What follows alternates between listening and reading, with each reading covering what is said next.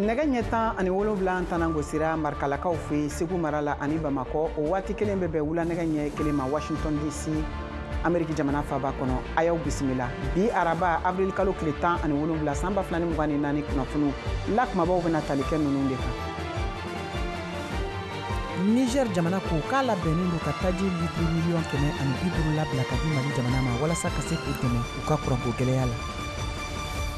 Karidon avril kalo tile 14 san 2024 Kidal marabolo ɲɛmɔgɔ General Elhaj Gamu ye barosigiba dɔ kɛ ni Kidal dugudenw ye Badilabugu sanfɛ kalansoba la Bamakɔ a y'a ɲini Kidal dugudenw fɛ k'u ka segin ka taa Kidal mara kɔnɔ. Mali wasadenw minnu bɛ wasabulon kɔnɔ ye a ka san ladala lajɛrɛba daminɛ kunu tarata CNT ka wasaden Abubakar Siriki Fɔnba bɛna o kunnafoniw lase an ma. Amérique jamanatigi kɔrɔ Donald Trump ka kiiriko bɛ kiiritigɛla mɔgɔ 7 minnu bolo New York mara la sugandira ni k'u ɲininka a ka surunadonnikɛlaw fɛ ka kɛɲɛ n'u ka bataki kɛrɛnkɛrɛnnen dɔ bilali ye bɔlɔlɔ sira kan. Ninnu de bɛna kɛ aw ka bi kunnafoniw la kumaba ye ka fara kunnafoni caman wɛrɛw kan min bɛna lase aw ma ni sanga in kɔnɔ. Niger ye laseli kɛ k'a fɔ ko u bɛna taji litiri miliyɔn 150 labila ka di Mali jamana ma kuranko gɛlɛya min bɛ Mali kɔnɔna la walasa ko ka se ka camanba bɔ o la. VOA Bambara tɔgɔ la Kayatu Tarawele ka bɔ Washington na ale b'o kunnafoniw lase an ma. Kunungo tarata la Mali furancɛ fanga ɲɛma Colonel Assimi Goïta ye Mahaman Mustafa Barki n'ale ye Niger pétrole kotigi ye bisimila yaasa ka se ka bɛnkan ani baarakɛɲɔgɔnyaw olu kuncɛ ka kɛɲɛ ni gasoil litiri 100 miliyɔn 150 ɲɔgɔnna ye min kan ka labila Mali ye ni kunnafoni ninnu lasera Mali masayaso ka communiqué siraw fɛ a yirala k'a fɔ ko a taji bɛna labila énergie du Mali ka bolo de kan yaasa a ka se k'a ka baaraw wuli ko kura ye ka se ka kuran di Mali fantan 4 bɛɛ lajɛlen fɛ. Niger pétrole ministre ka fɔ la juru ka da juruko gɛlɛyaw binnen na min musaka bɛ t'i jɔ fo miliyari 200 ɲɔgɔnna la énergie du Mali kan u dɛsɛra ka se ka kuran di jamana fantan 4 bɛɛ lajɛlen kɔnɔna na o kuran kuntanya u kɛra jigilamisɛnyaba ye Mali jamanaden miliyɔn 11 ɲɔgɔnna bolo février kalo tɛmɛnen na Niger ye laseli kɛ k'a fɔ ko bɛnkan papier bɛ bolola ne bolonɔ kan ka bila a la ka kɛɲɛ ni gasoil ko ye Burkina Faso Mali ani Tchad fɛ jamana minnu bɛɛ foroba fanga bɛ sɔrɔdasiw bolo ni waati in na a jamana saba ninnu bɛɛ lajɛlen farala ɲɔgɔn kan ka jɛkuluba sigi n'a bɛ wele ko Alliance des États du Sahel février kalo tɛmɛnen na u ye dansigi kɛ u ka tɔndenya la CEDEAO kɔnɔna la novembre kalo tɛmɛnen na Niger fangatigiw ye tajibɔyɔrɔba dɔ kurubon kari min bɛna kɛ sababu ye ka u ka tajiw lase Benin jamana kan ka bɔ Agadem pétrole bɔ dingɛ kɔnɔ ka taa u ka jamana bayan fanfɛla la ni a baaraw ba kan ka lawaleya China National Petroleum Corporation CNPC fɛ n'o o ye Chine foroba fanga ka cakɛda ba ye Niger foroba fangaw ye laseli kɛ avril kalo tile 13 waati la k'a fɔ k'u ye dolari miliyɔn 400 ɲɔgɔnna juru sɔrɔ chinois bolo yaasa u ka se ka u ka ni pétrole baara ninnu sanni feerew an'a a labɔliw lawaleyaliw kɛ min daminɛna an filɛ kalo min na o daminɛ la min baaraw daminɛna an bɛ kalo min na o daminɛw la u jigi bɛ a kan ka se ka pétrole bɔ u ka jamana kɔnɔ ka kɛɲɛ ni barigon 110 ɲɔgɔnna ye tile o tile min cɛla a barigon 90 ka kan ka feere jamana kɔ kan. Kari tɛmɛlen n'o bɛnna avril kalo tile 14 san 2024 ma Kidal marabolo ɲɛmɔgɔ General Gamu ale ye laseliw kɛ k'a fɔ ko barosigi belebele bolo dara fɛ barosigi min ni o kɛra Badilabugu sanfɛ kalanso la ani Kidal dugudenw ni ɲɔgɔn cɛ o senfɛ a y'a ɲini Kidal dugudenw fɛ k'u ka segin ka taa baara kɛ Kidal mara kɔnɔ ka kɛɲɛ ni General Gamu ka ni lajɛrɛba ye min kɛra ani Kidal dugudenw ni ɲɔgɔn cɛ VOA Bambara ka kunnafoni dila Moribo Danbele y'a ka kuma barani tɛnkun Abdoulaye Salam na ale ye kalanfa ye ka bɔ Bamakɔ an k'ale ka hakilinaw lamɛn Gamu ka ni laseli kan.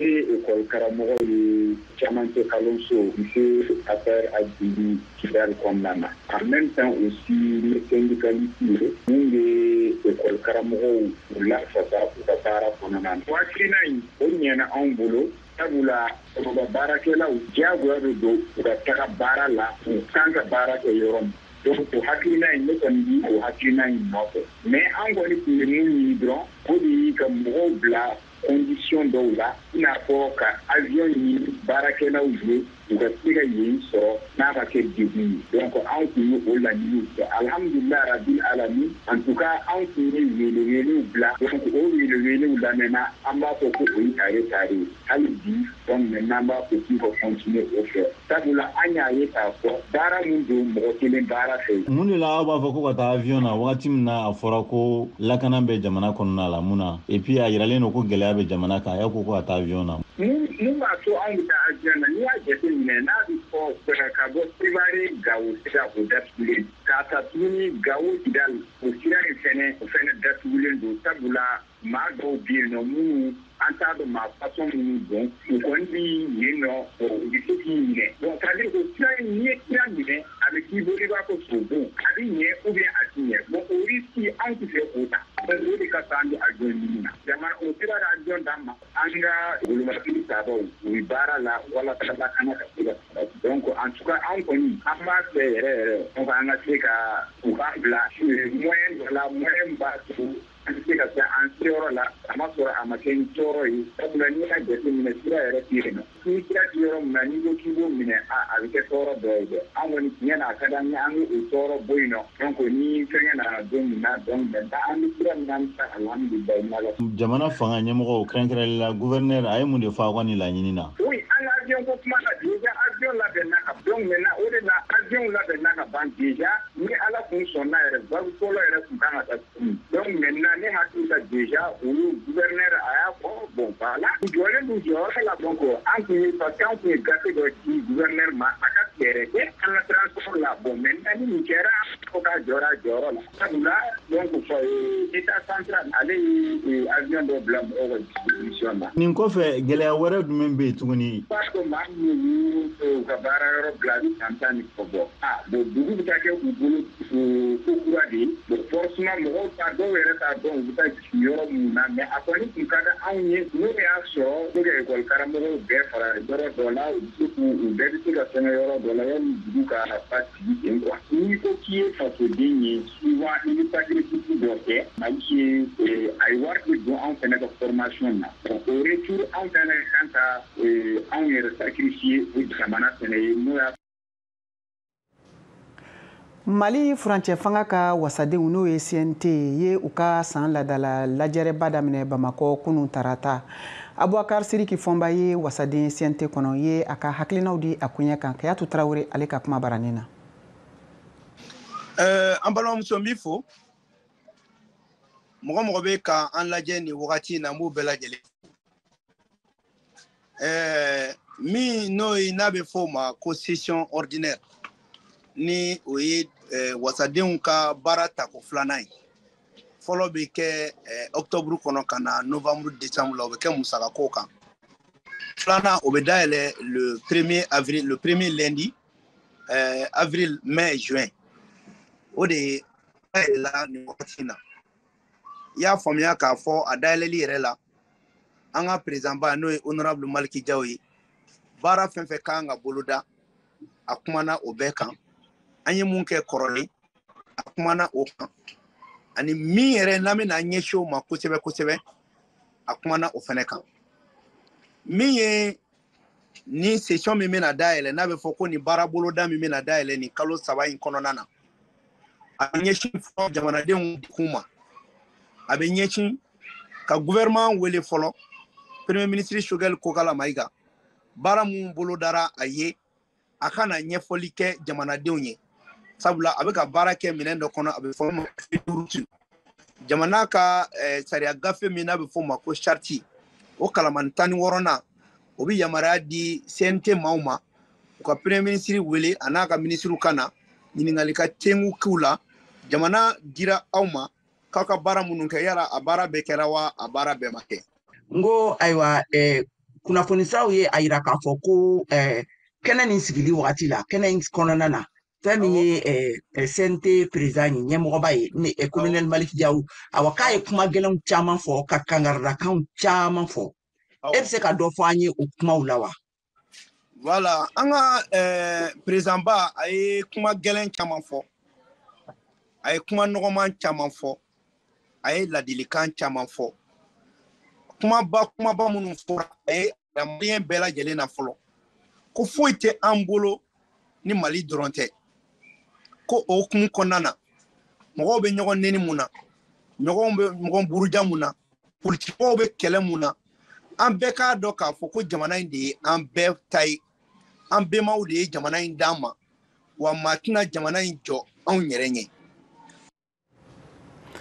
Jamana camancɛ fanfɛla la kɛrɛnkɛrɛnnenya la Bayangara mara la lakanabaliya ɲɔɲalenba don ni waati laban ninnu na a yirala k'a fɔ ko tile fila laban ninnu na dugutaga mɔbili dɔw olu ye dankarili sɔrɔ jɛkulu maramafɛntigiw olu ka walejugu senfɛ VOA Banbala ka sɛgɛsɛgɛliw senfɛ ye kuma di Usman Amara ma ale ye kunnafoni sɛnsɛnna ye ka bɔ Bayangara a b'an bolo ni waati in na nɛgɛ kan an bɛna ka na ɲininka a bɛ a kunnafoniw lase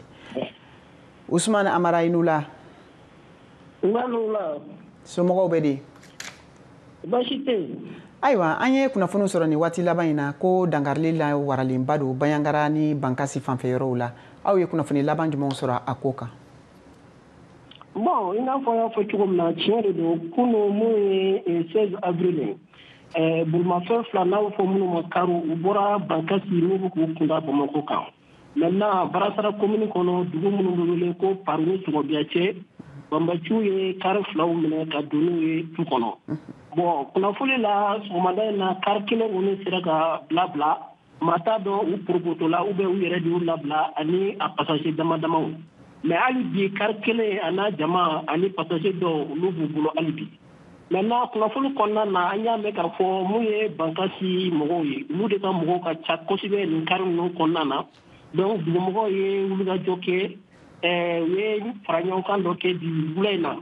mairie la u y'a jira k'a fɔ vraiment jamana ɲɛmɔgɔ ka wuli ka cogoya kɛ n'o tɛ vraiment olu tɛ se ka jɛni min parce que nin t'a siɲɛ fɔlɔ ye nin ɲɔgɔnna bɛ ko u la.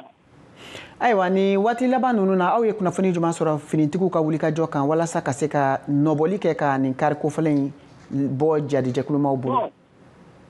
Depuis kunu kunnafoni dilen k'a fɔ ko kari fila minɛna ka donna ye tu kɔnɔ Banbaciw fɛ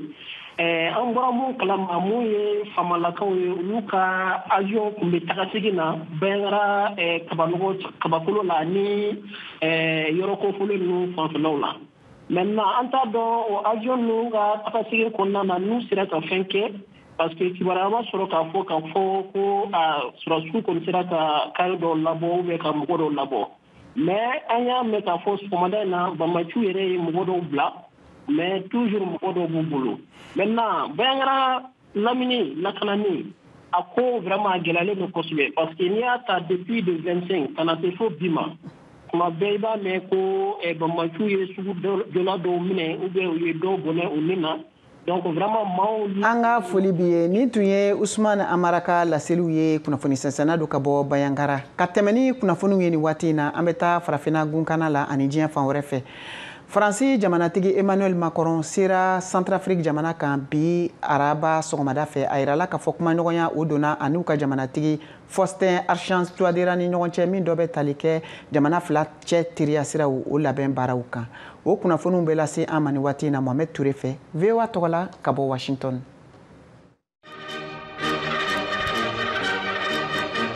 O ɲɔgɔn in bɛna kɛ baarakɛ tilelafana dun waati la Élysée cɛ fila ninnu tun ye ɲɔgɔn sɔrɔ ka ban Élysée la a kalo 6 ye nin ye walasa k'u ka ŋaniya jira ka segin ka ɲɔgɔn sɔrɔ san caman kɔnɔ u ni ɲɔgɔn cɛ. San laban ninnu na Faransi ye Rusi saralajɛkulu Wagner ka fanga bonya min bɛ ka bonya farafinna camancɛyafan jamana na o jalaki k'a jalaki ko a ye tiɲɛni kɛ ani ka nafolomafɛnw tiɲɛ. Paris tun ye kunnafoni tiɲɛninɛnw wulikajɔw fana jalaki minnu ye Faransi kɛlɛli hakilinaw lawuli jamana nin kɔnɔ ani a kɔ kan. Touadéra ka fanga bɛ duguden tɔn n'o ye société civile kunnafonidilaw ani politikitɔn minnu bɛ kɛlɛ la olu degun. Human Rights Watch a ɲumankɛ tɔn fana ye sɛbɛn kɛ san 2023 avril kalo la k'a jira ko haminanko baw bɛ farati kan adamadenw ka jɔ sariya tiɲɛni siratigɛ la ani bɛɛjɛ fanga yɔrɔ dɔgɔyali ani kumafɔli horanyali. Touadéra ye sariya sunba yɛlɛma juillet kalo la o san 2023 ni jamanadenw ka lajɛba dɔ ye min na fanga ɲininaw ma sɔn k'u sen doni a jamana ɲiningali fɛ walasa k'a yɛrɛ bila ka jɔyɔrɔ sabanan ta san 2024 15 a sugandira san 2016 jamanadenw cɛ kɛlɛ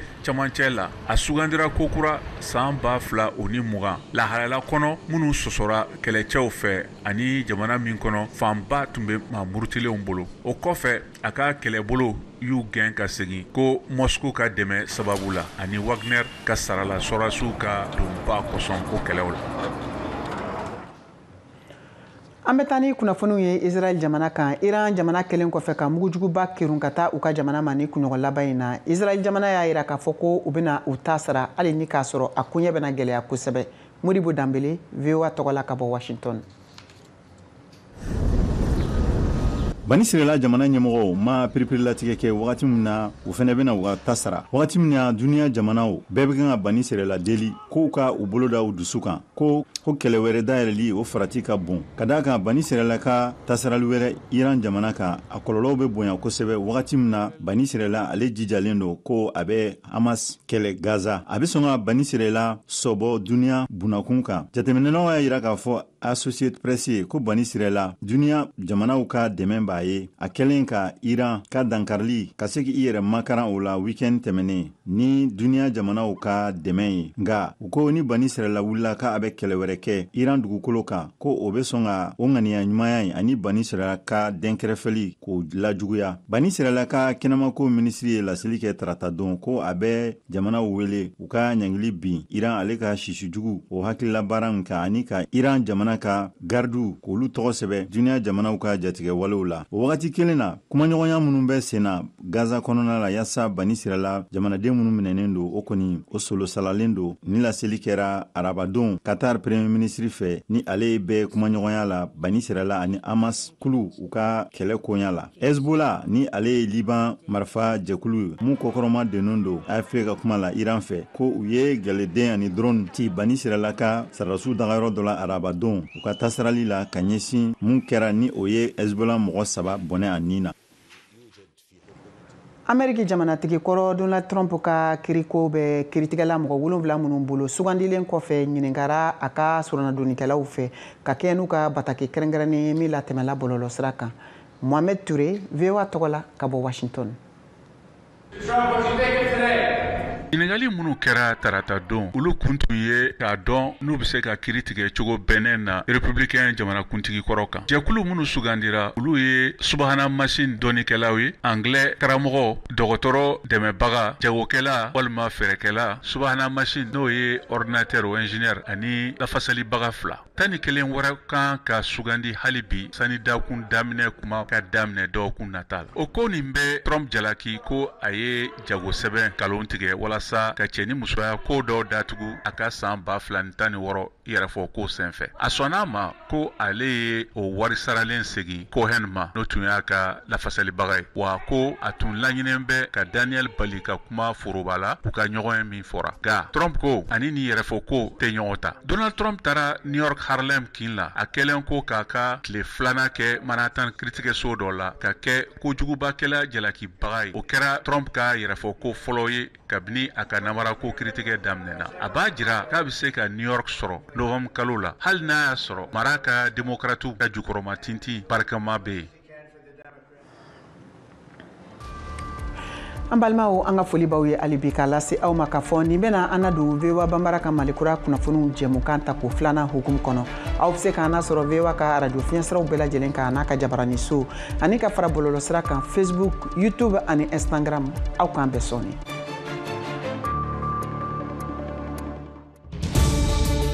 Washington Forum, le rendez-vous hebdomadaire de VOA Afrique à ne pas manquer. Chaque semaine, nous sommes ensemble pour 30 minutes pour décortiquer les grands sujets qui font l'actualité.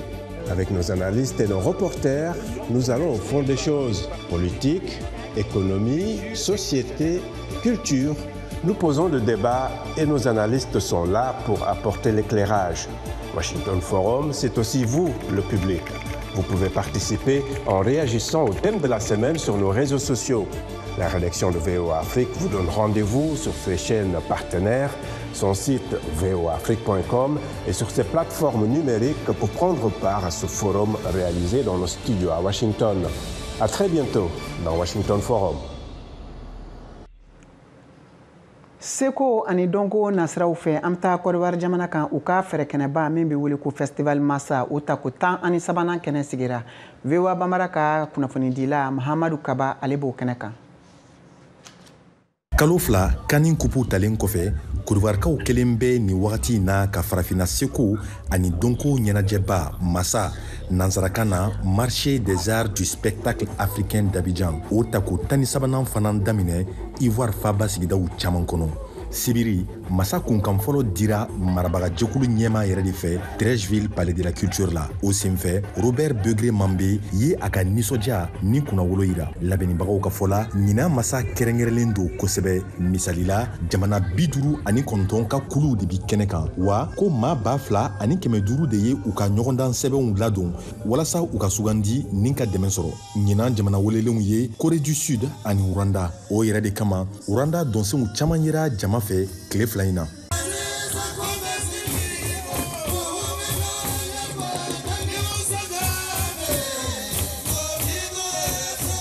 Dɔgɔkun kelen kɔnɔ ɲɛnajɛ 300 de bolodalen don Abidjan quartierw ni ɲɔgɔn cɛ wele bilara artisiw fana ma ka bɔ diɲɛ fan bɛɛ ani bololabaaralaw Yusuf Berté nana feere kama.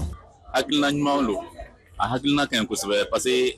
a bɛ an n'u bololabaarakɛlaw occasion na misika anga burla bara yira mɔgɔw la. Massa kɛnɛ kan artisi baw bɛ yen wa misɛnmaninw fana bɛ yen minnu b'u firifiri kɛrɛfɛ n'a fɔ Faja Africa ale bɛ masirimafɛnw caman de dilan ni minɛn lafililenw ye. Bon ni ye ne yɛrɛ ka création le nin bɛɛ dilanna miseli de la miseli dɔrɔn bɛ tanta nin bɛɛ dilanna boro de la parce que farafina ne ka min jateminɛ farafina la yanni an bɛ taa n yɛrɛ sigi tubabu la farafina nafa ka bon. Fɛn bɛ farafina a tɛ se ka ban quoi mais sɛgɛn ni maloya de bɛ mɔgɔw bila la taala tubabu la. Massa ye yɔrɔ ye kɛnɛ min kan seko ni donko baaralaw bi ɲɔgɔn lajɛ walasa ka kuma ɲɛtaga ko kan a bɛ kɛ sababu ye fana ka sifinw lakodɔn talan bɛ minnu na. Tidjane Mohamed Lamine ye peinture dessinkɛla ye n'a bɛ wele nansarakan na fana ko fresque. Massa ye fɛn min ye fɛn ba lo ne yɛrɛ a ka fɛn caman de kɛ n ma mais bi tan yɛrɛ fɛn yɛrɛ bɛ dessin kɛ la sisan. Yɛlɛmako bɔ art cirque ani marionnette don teatribɔ slam nin bɛɛ de bɛ massa ko fɔ wa ala kumaba dɔ ye dɔnkilida ye o de kama Côte d'Ivoire artisibaw dɔw yera kɛnɛ kan fana n'a fɔ Didi B, Rosaline Layo ani Mix Premier. Nin ɲɛnajɛ ninnu natɔ senna fo avril kalo tile 20 nata Mahamud Kaba Jakite VOA Bambara tɔgɔ la Abidjan. An bɛ to Côte d'Ivoire jamana kan hali bi an bɛ taa Bɔndugu mara kɔnɔna la u ka ladala dɔnba min bɛ wele ko kurubi dɔn ni a bɛ kɛ Sagrabutu a yirala k'a fɔ min bɛ kɛ ni denmisɛnnin musomaninw ka yirali ye fo ka se cɛmisɛnninw fana ka yirali ma baaraw fana bɛ senna nin waati in na Côte d'Ivoire jamana kɔnɔna la Tisha Kone VOA Bambara tɔgɔ la ka bɔ Abidjan. An bɛ Bɔndugu Gontugo mara la mini cɛbɔni le Abidjan la kilomɛtiri 400 ni 20 ɲɔgɔn na Bɔndugu lɔnni de n'a a y'a misiri cɛmanw le ye o le kama o ko a ma ko la ville aux 1000 mosquées ka fara o kan siya caman de bɛ ɲɔgɔn kunbɛn la Bɔndugu. Bɔndugu bɛ ɲɛtaga ani sankɔrɔta ɲinina nga a ma ɲina a seko n'a dɔnkow kɔ o y'a kɔrɔkɔrɔko caman bɛ yen hali bi o b'o kɛ la i n'a fɔ kurubisi. Kurubi ye dɔn de ye sunrudenw bɛ min kɛ o bɛ kɛla le sunkalo su 27 ka taga bila a 28 la Wataga musoba ye laada latilenbaga dɔ ye a bɛ kurubi laɲini yirala an na. Ja wira ka tara lasiri lo ja an n'o tugu yira an ye dɔgɔma kɛ ale sɔrɔmaya kana bonya an k'a yɛlɛma ka bɔ lami jate a duwa bɛ ka kɛ an k'a bɔ a kan k'a di sisan 27 kana jigin 28 yana wo lasiri kana tunu ne te fosi tɛ ɲaasɔn numu ɲaati bɛ n'a kɛ. Cɛw le bɛ gbataw lɔ musow kan ka sigi gbataw ninnu kan ka dɔn kɛ kurubi kɔnɔna na o la kabi sunkalo tile 20 cɛw bɛ don forow la ka taga yiri tigɛ yiri min bɛna kɛ ka gbataw lɔ sunkalo tile 27 lun o bɛ na o gbataw lɔ. El Hadj Gawusu Wataga Kamere Massa Donzoso ani imamuso la ale le ye gbata ninnu lɔbagaw ɲɛmɔgɔ ye. Oui, il faut yire ka yiri fort le, c'est pas n'importe quel bois. Yire ka yiri fort le, mi mɔgɔ se ka sigaka. Jamale sigaka qui est mouvement ke. Ne yiri ma ke fort e karni. Faut yire le aka yire le mi baraka biara. Mi mɔgɔ sigaka qui est mouvement ke. Mi akana kari. O yire la anya nyini. Tere beni kole kurubi baaraw bɛ daminɛ sungurudenw o pari ni o y'a so faniw la n'o ye fani kɔnɔnza ye minnu ye kulangow y'a so fani ye k'a fara o kan o bɛ sanuw don ani kunkuru parinaw o bɛ sogo 2 minɛ o borow la o bɛna dɔn kɛ n'o sogow le ye sungurudenw bɛ yɛrɛ sennaw le kan walasa ka taga sigi gbata ni kunna gbata min cɛbɔni ne dugukoro na mɛtiri 3 ɲɔgɔn na n'o bɛ sigila gbata kunna tuma min na o le la kurubi dɔw bɛ daminɛ Watara Mariam bɛ ɲinan kurubisilaw cɛma dɔw bɛ ɲuman so an yɛrɛ suga ka dɔn kɛ dɔn a diyara ni ye ɲuman si la zanbiɛ an ni y'a kɛ dɔn dɔ ye kɛ ɲuman so sunguru min ma woro o le yɛrɛ kpata kan dɔn a diyara ni ye ni dɔ ma woro a diyara ni ye ne na surubisi ka da nin kan sisan an ka farikolo ɲɛnajɛ kunnafoniw lamɛn Alidu Wedarago bolo ka bɔ Bobo Julaso. Stade Wobi o le ye Bobo Julaso ballontan terrain fɔlɔfɔlɔ ye bi a bɛ lahara dɔra min fɔ ka gɛlɛ a santan ye o y'a dilan nka a yelen ko a ma ɲɛnabɔ ka ye a ko nin kɛlen don sababu yɛrɛ ye ka Bobo yɛrɛ ballontan to kɔfɛ Musa Bamba min ye ligue président ye o ka faamu taara. a bɛ jouer an ka football yɛrɛ niveau kan. Fo ka ɲɛ n'an y'a ye an bɛ obligé ni mun ye match babɔ ye an bɛ k'o bɛɛ kɛ kuma dɔw yɛrɛ an bɛ obligé ka jouer terrain long tarata an b'o long ninnu ta ka ballon tan bon o b'a yira k'a fɔ ko terrain tɛ yen terrain kelen min fana bɛ yen nɔ n'éclairage dɔ tun bɛ yen match 2 bɛ se ka jouer dɔ bɛ jouer wula fɛ dɔ bɛ jouer su fɛ komi a bɛ kɛ cogoya min na Wagadugu et puis an tun b'a dɔn fɔlɔ-fɔlɔ a tun bɛ kɛ ten fana Bogo yan. Terrain ni yelenbaliya ko ɲuman tɛ ballontanlaw fɛ o kama lo anw sera Maya ka entraînement yɔrɔ la k'o ka degeli karamɔgɔ sɔrɔ min ye Usmane Compaoré ye. An ka jamana tile jamana lo an yɛrɛ ɲɛ b'a la an bɛ kalo min na avril aw fɛ mɔgɔw ka taa jouer tartan kan a bɛ mɔgɔw sen gan maguru b'i gan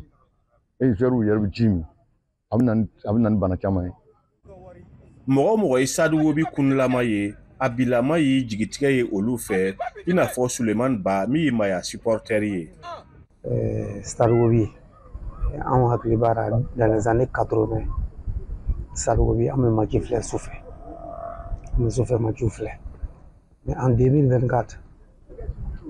21e siècle lumière ti Bogo baara lo dɛ.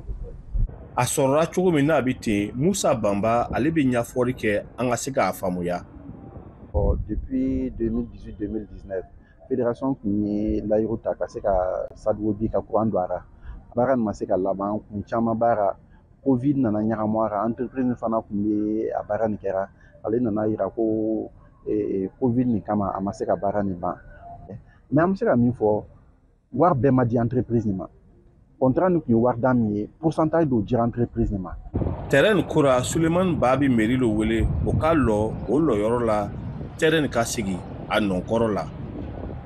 Terrain ni mairie t'ale ye dans le mairie yɛrɛ le ka kan ka kɛ parce que mairie bɛ recette sɔrɔ a la championnat match o match bɛ jouer recette bɛ yen concert o concert bɛ jouer recette bɛ yen. An bɛ yɔrɔ min na ɲina a bɛ san 10 bɔra ni yelen tɛ yen Bobo Julaso Stade Wobi la tugun. Alidu Wedarago Bobo Julaso VOA Bambara tɔgɔ la. An balimaw nin de bɛna dan sigi aw ka bi Malikura kunnafoniw na k'aw bɛɛ lajɛlen fo aw ka filɛli ko ɲuman ni lamɛn ko ɲuman na k'a fɔ k'aw bɛ se k'aw sɔgɔlen to an ka radio fiɲɛsiraw ani an ka jabaranin so kan VOA ka Malikura kunnafoniw bɛ lase Facebook YouTube ani Instagram kan aw minnu b'a fɛ ka bataki ci an ma WhatsApp kan sanga ni waati bɛɛ aw bɛ se ka nɛgɛjuru sira min kɛ ka an kunnafoni o de ye 20 24 30 47 ani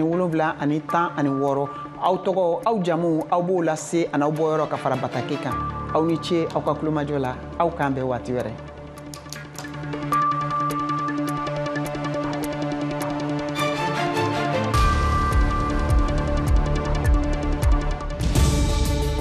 Washington Forum, le rendez-vous hebdomadaire de VOA Afrique à ne pas manquer.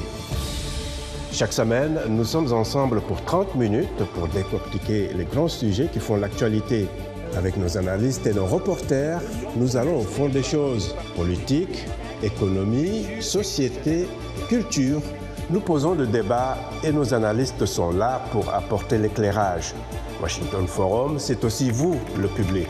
Vous pouvez participer en réagissant au thème de la semaine sur nos réseaux sociaux. La rédaction de VOA Afrique vous donne rendez-vous sur ses chaînes partenaires son site voafrique.com et sur ses plateformes numériques pour prendre part à ce forum